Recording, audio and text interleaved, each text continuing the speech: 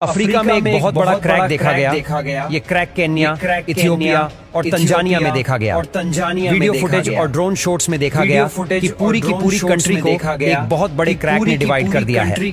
इस क्रैक ने ना रोड देखे, ना फसलें, ना घर देखे, ना शहर। इसके कुछ हिस्से 10 मीटर तक चौड़े और कुछ 2 मिलीमीटर जितने पतले। लोगों का ख्याल था कि शायद नरम मिट्टी किसी वजह से बैठ गई है, पर असल में साइंटिस्ट्स का कहना है कि अफ्रीका खंड 2 हिस्सों में बंट रहा है।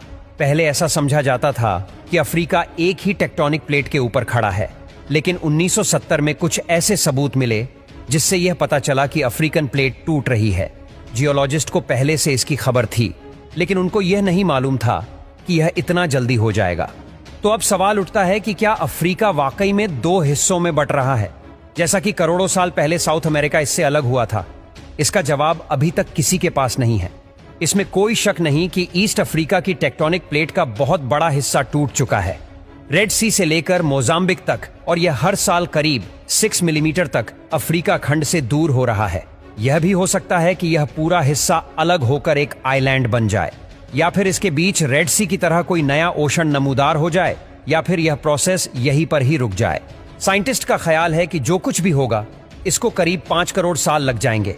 आगे चलकर जो भी हो, पर आज हम इस प्रोसेस के यानी खंडीय प्रवाह को देख सकते हैं। अफ्रीका की गहराई में सिर्फ तबाह हुई ताकतें ही नहीं, बल्कि पूरी दुनिया में पाए जाने वाले नेचुरल रिसोर्सेज का 1/3 हिस्सा भी मौजूद है।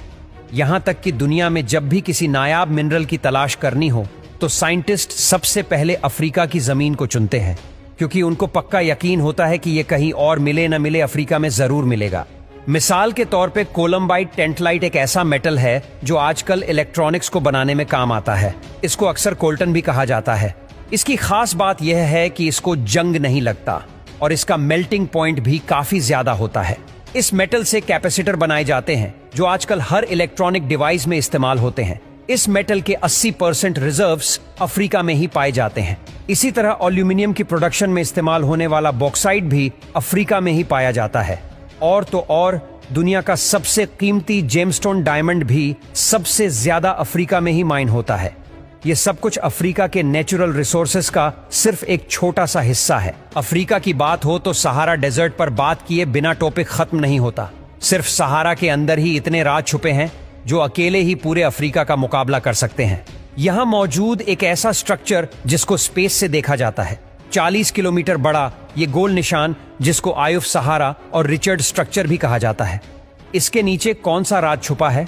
किंग तूतनखामुन के नेकलेस का अनोखा पत्थर जो पूरी दुनिया में कहीं नहीं मिला, वो सिर्फ सहारा के बीचों बीच पाया गया था। सहारा से पहले यहां क्या होता था और कैसे यह इतने बड़े रेत के समंदर में बदल गया, वह भी सिर्फ अफ्रीका के नॉर्थ में, जबकि बाकी पूरा अफ्रीका हरा भरा और ट्रॉपिकल है।